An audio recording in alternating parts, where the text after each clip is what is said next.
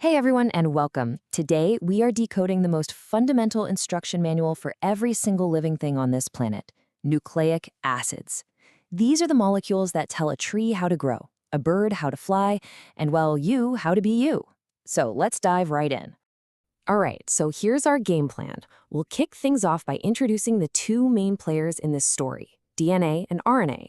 Then, we're going to break them down into their three key ingredients. From there, we'll see how those ingredients build DNA's famous ladder shape, check out RNA's job as the go-between, and finally, see this amazing code in action.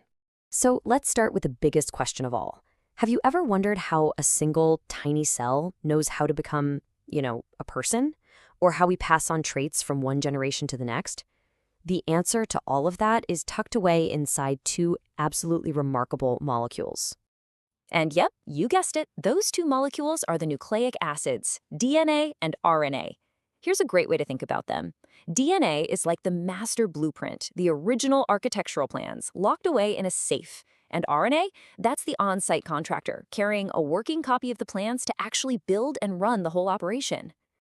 Now, if you just glance at them, they look pretty similar, but their jobs are totally different.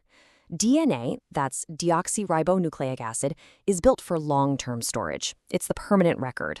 RNA, or ribonucleic acid, is more like a temporary memo, a message sent out to get a specific job done right now. They're built from similar parts, but a few key chemical tweaks, which we're about to get into, are what make all the difference. To really get how DNA and RNA work, we have to zoom in, like way, way in, down to their most basic building block. It's called a nucleotide. And honestly, if you can wrap your head around this one little piece, the rest is going to fall right into place. So, the key takeaway here is that every single nucleotide, whether it's for DNA or RNA, is a little three-part package. It's got a sugar molecule, a phosphate group, and a nitrogenous base, all chemically linked up. Let's take a closer look at each of those parts. First up, the sugar. RNA uses ribose, which is what you see on the left there. DNA uses deoxyribose on the right. Now, look really closely. The difference is tiny. See that missing oxygen atom on the deoxyribose? That's it. Deoxy literally means without oxygen. And that one little change is a huge deal. It makes the DNA molecule much more stable, which is perfect for storing information for a long, long time. Okay, next up are the nitrogenous bases. You can think of these as the letters of the genetic alphabet. They come in two different sizes. You've got the bigger ones, called purines, that's adenine and guanine, which have a double ring structure.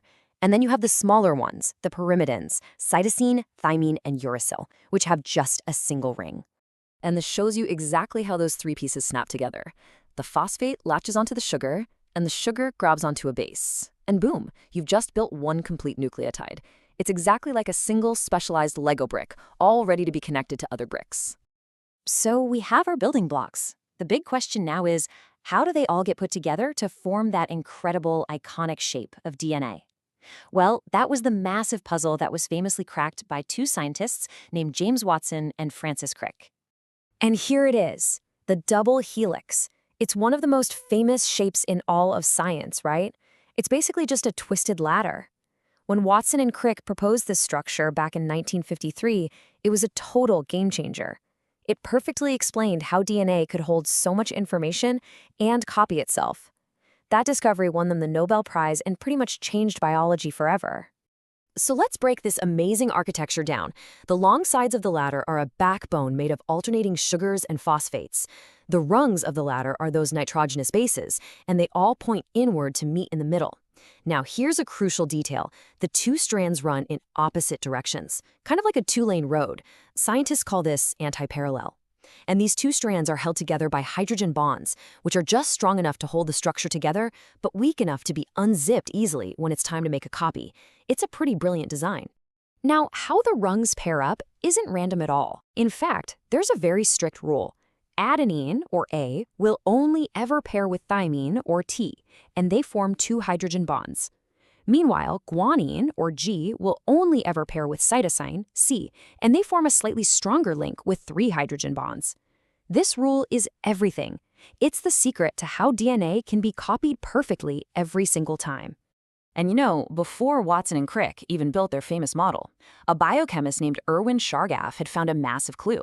He analyzed DNA from all kinds of organisms and noticed a strange pattern. In every single sample, the amount of A was always equal to the amount of T, and the amount of G was always equal to C. This became known as Chargaff's rule, and it was a huge hint that these bases had to be pairing back.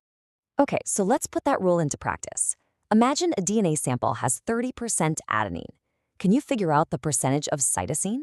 Well, if A is 30%, its partner T must also be 30%, right? So together, that's 60% of the molecule. The remaining 40% has to be G and C. And since they have to be equal amounts, you just split that 40% in half, which leaves you with 20% guanine and 20% cytosine. Simple as that. All right, so we've built our DNA library, this massive storehouse of information. But how does the cell actually read the books? That is where our second nucleic acid, the super versatile RNA, comes into play. So, let's do a quick recap of what makes RNA different. First, it's usually just a single strand, not that double helix. Second, it uses the ribose sugar. And third, and this is a big one, wherever DNA would have a T, or thymine, RNA uses a different base called uracil, or U. But don't worry, U still pairs up perfectly with adenine, just like T did.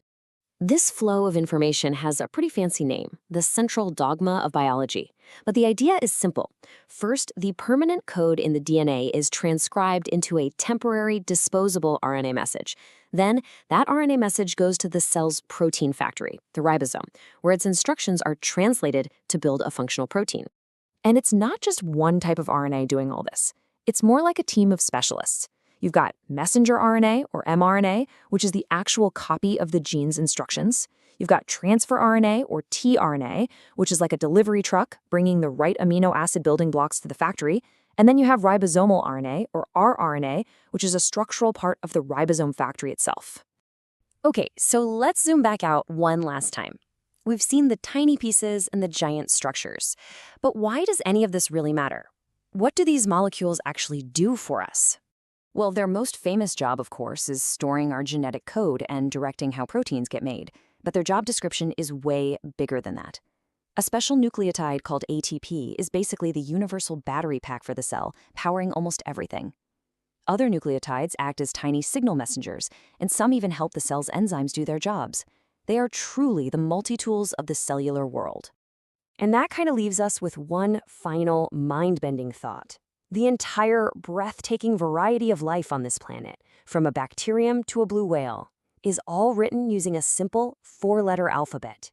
It's incredible that so much complexity can come from such simple rules. And it just makes you wonder, what other secrets are still waiting for us, hidden deep inside that code?